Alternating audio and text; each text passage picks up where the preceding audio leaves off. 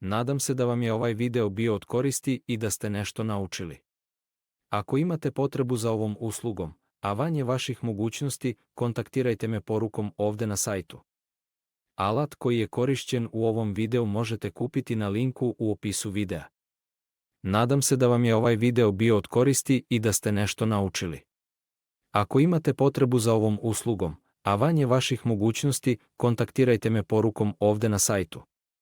Alat koji je korišćen u ovom videu možete kupiti na linku u opisu videa.